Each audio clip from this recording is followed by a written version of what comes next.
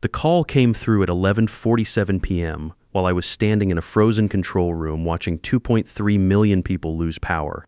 My phone buzzed against my work gloves. I almost ignored it when you're managing a power grid failure that's putting elderly folks in nursing homes at risk during a sub-zero winter storm. Emails from corporate feel pretty low priority. But something made me check it anyway. My name is Wayne Sheffield. I'm 47 years old, and I just got fired via email while trying to prevent people from freezing to death. The message was from Howard Garrett, my operations director at Grid Tech Solutions, short and sweet.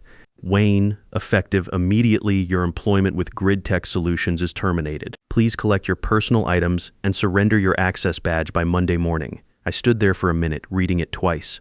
Beverly Martinez, the grid operations manager, was right next to me watching the cascade failure spread across 3 power districts. She saw my screen over my shoulder. "Everything okay?" she asked, though the look on my face probably answered that question. "I just got fired," I said, showing her the email. Her expression went from confused to horrified. "Fired? But you're the only person who understands these SCADA systems. We've got nursing homes on backup power and the temperature's dropping to -15 tonight. That was the thing about this crisis. Our power grid runs on control software that was installed in 1994.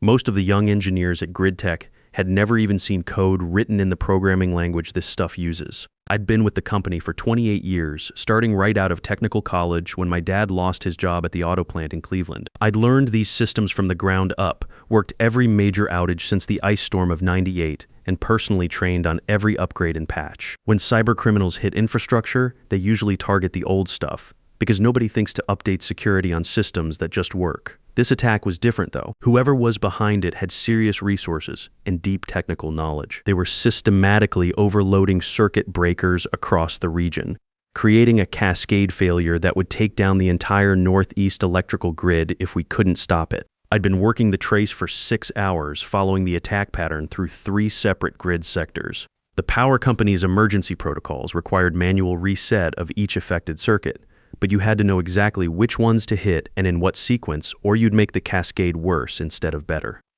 During my career at Grid Tech, I'd responded to 47 major grid emergencies across 5 states. I'd traced SQL injection attacks on power plant control systems, diagnosed hardware failures in transmission substations, and identified zero-day vulnerabilities that could have caused blackouts affecting millions of people. I'd worked through hurricanes, ice storms, and heat waves. I'd missed my son Jason's high school graduation to fix a substation failure in Pennsylvania.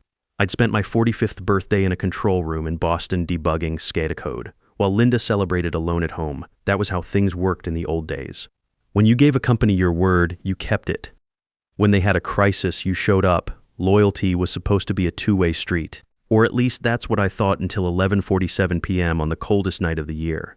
Most importantly, I developed deep expertise in the legacy control systems that most of the electrical industry still runs on, but nobody teaches anymore. Every major utility had unique implementations.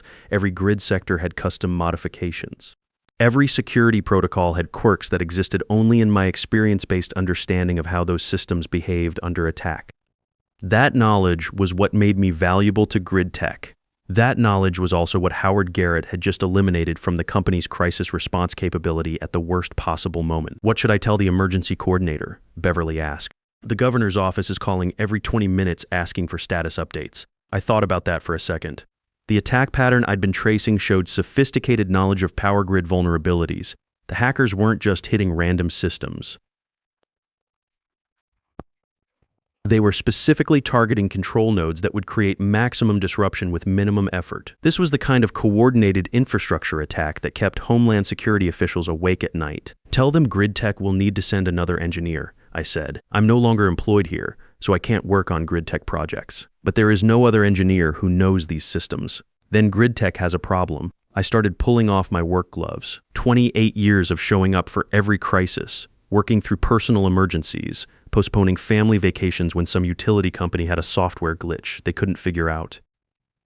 The one time I'd called in sick, food poisoning from a gas station sandwich, I'd still remote access the grid monitoring system from my bathroom floor because they couldn't identify why 2 substations were showing intermittent communication errors. My father worked 23 years at the Ford plant in Cleveland before they moved production to Mexico in 1982. He'd started there straight out of high school, worked his way up to line supervisor, and thought his experience and dedication would protect him from corporate decisions made in boardrooms he'd never see.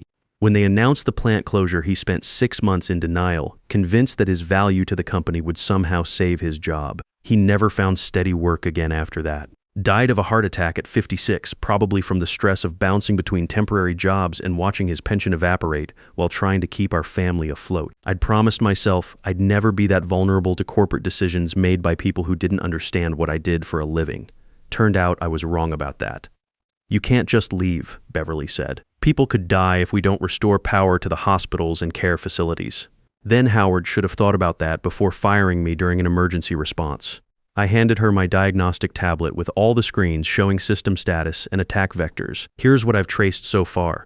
The attack is targeting sector control modules in a specific sequence, trying to overload the transmission grid. You'll need someone who understands legacy SCADA programming to complete the circuit isolation and reset procedures." "How long would it take grid tech to find someone else?"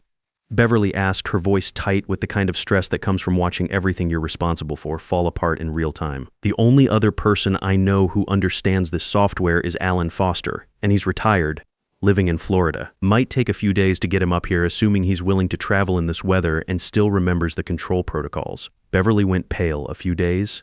"The backup generators at Pine Valley Nursing Home only have 18 hours of fuel left. Harbor Community Hospital is already on emergency power. That hit me hard. Pine Valley was where my neighbor, Mrs. Patterson, lived, 92 years old with emphysema, completely dependent on her oxygen concentrator. Without power, that machine stops working. Harbor Community was where Jason was born 19 years ago, where Linda had her appendix out last spring. But I wasn't a grid tech employee anymore. Howard had made that crystal clear at the worst possible moment. "I understand the urgency," I said, "but I can't ethically work on grid tech projects when I'm no longer employed by grid tech. That would create liability issues for everyone involved." I walked out of that control room at 12:15 a.m., leaving behind nearly 3 decades of crisis management and emergency response. The corridors were eerily quiet except for the hum of backup lighting and the distant sound of emergency generators.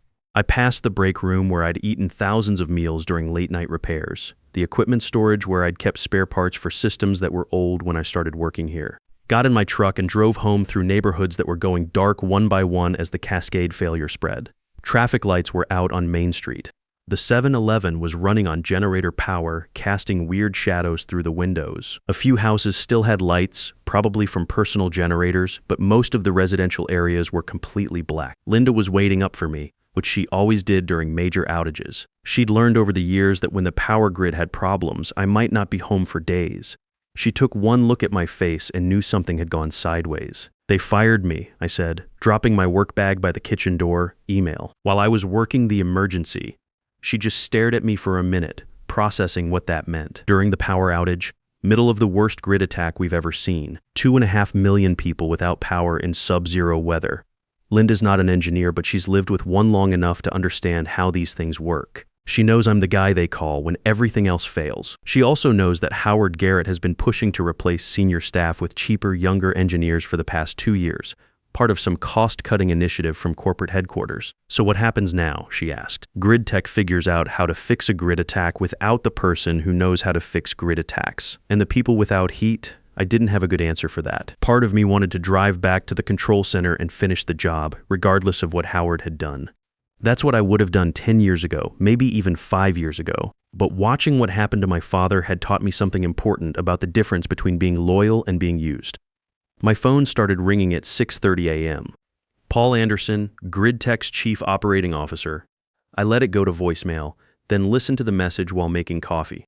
"Wayne, there's been a misunderstanding about your employment status. We need you to return immediately to complete the power restoration. The situation has deteriorated overnight. Call me back as soon as you get this. A misunderstanding.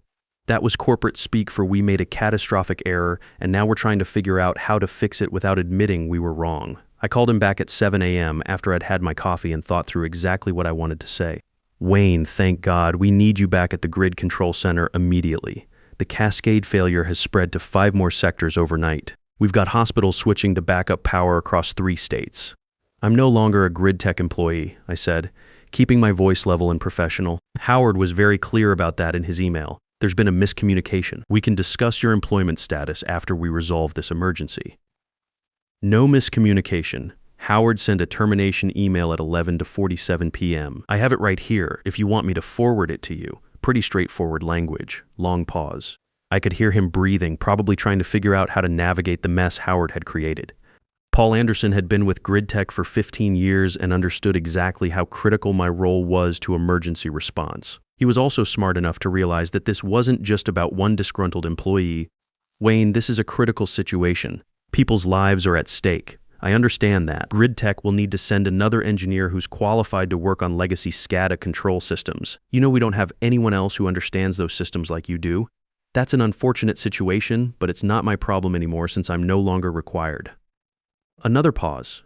I could hear the desperation creeping into his voice. Paul understood the implications in a way that Howard obviously didn't. This wasn't just about completing one emergency repair. This was about Grid Tech's entire reputation in the utility industry. Word travels fast when a company can't handle the kind of infrastructure crisis that's their core business. What would it take to get you back there? Now we were getting somewhere. At 47, I'd never seriously considered working for myself. The idea of giving up steady employment, health insurance, and retirement benefits seemed too risky, especially with Jason heading to college next year. But sitting in my kitchen at 7 a.m., watching the news reports of rolling blackouts across the region, I realized that steady employment was an illusion anyway. Howard had proven that 28 years of dedication and expertise meant nothing when it became convenient to eliminate my position. I could be available as an independent consultant. What would your consulting rate be? I thought about that carefully. Independent consulting rates for emergency infrastructure work typically range from $300 to $800 per hour, depending on expertise level and urgency. I was at the top of the expertise scale, and this was definitely urgent. More than that, I was apparently the only person available who could solve this problem. That kind of scarcity has real market value. Emergency grid restoration consulting is $800 per hour, I said.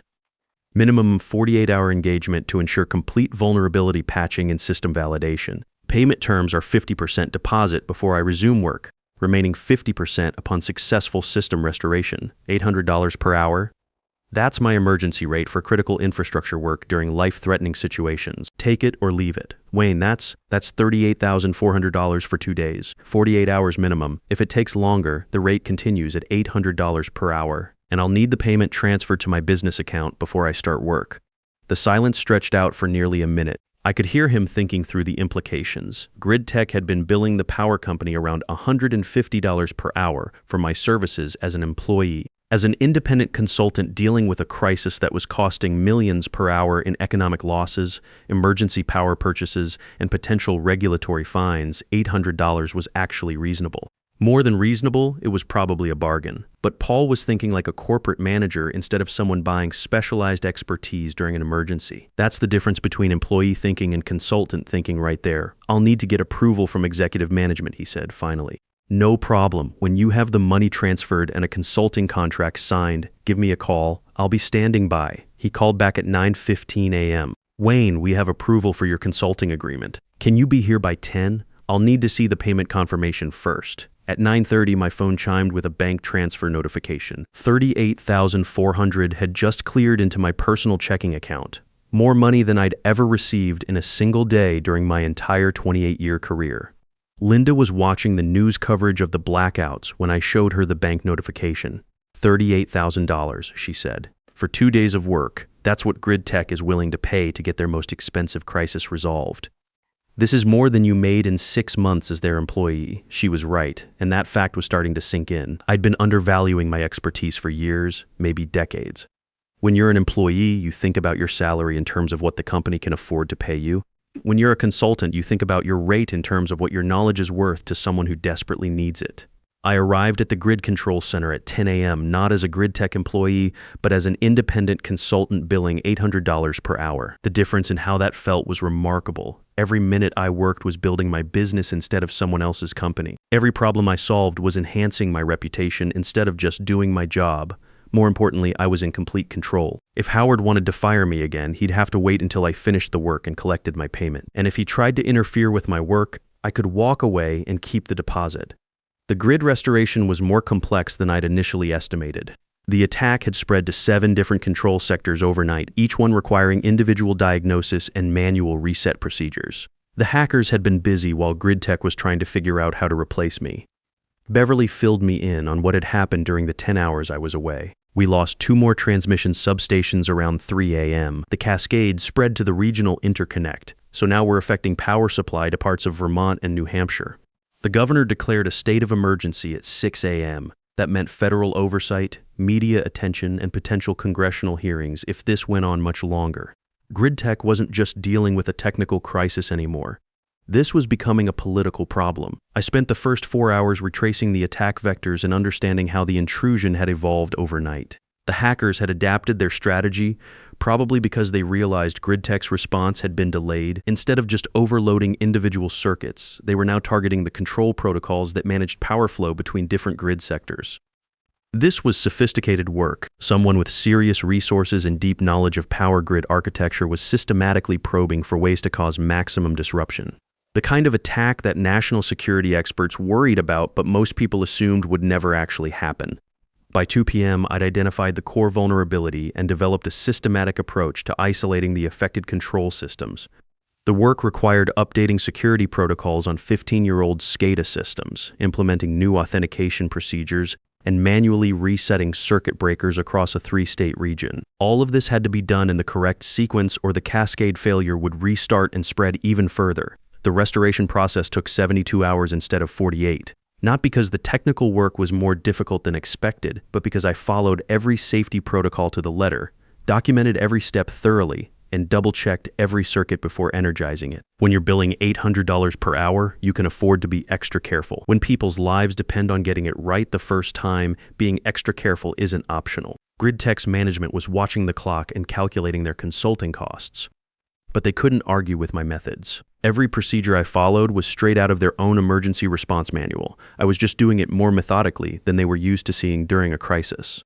During those 3 days, something interesting started happening. Word was getting around the utility industry that Grid Tech had brought in an independent consultant to handle their crisis. I got calls from 4 other power companies asking if I was available for emergency consulting work. A transmission cooperative in Pennsylvania wanted someone to evaluate their cybersecurity vulnerabilities. A municipal utility in Massachusetts needed help upgrading their legacy control systems. Beverly connected me with a military contractor who was looking for someone to assess power infrastructure security at Air Force bases in the Northeast. The Department of Energy was launching a new initiative to identify vulnerabilities in critical infrastructure, and they needed consultants with real-world experience in power grid security.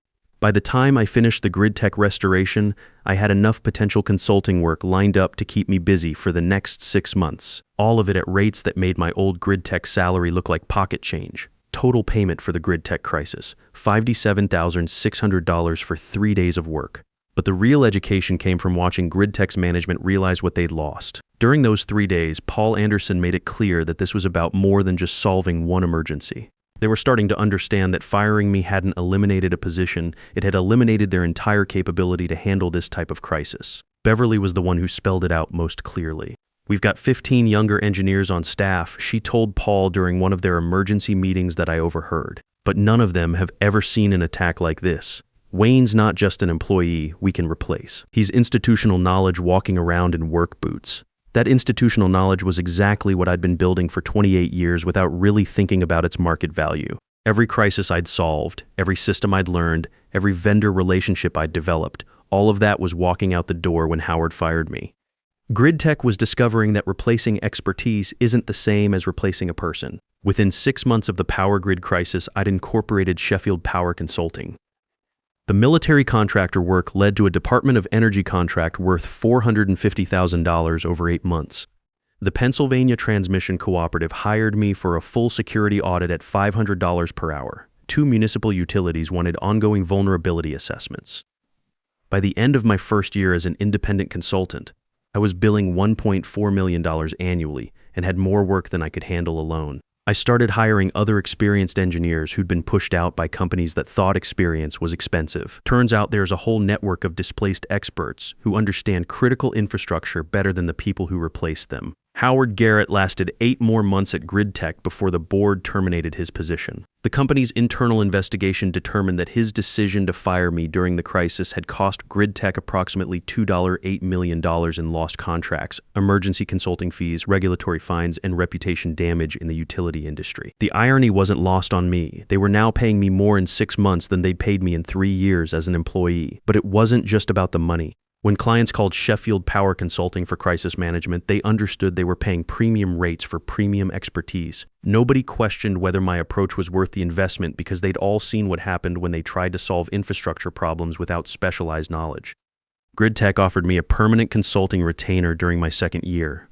I accepted, but now I was the one setting the terms. $600 per hour for routine work, $1,000 per hour for emergency response, 30-day payment terms, and a clause guaranteeing I couldn't be terminated during active projects. The best part wasn't the money, though the money was good. It was the security that came from controlling my own value. At 47, I wasn't worried about corporate restructuring, budget cuts, or some new manager deciding I was too expensive. My security came from what I knew how to do, not from what someone else decided I was worth.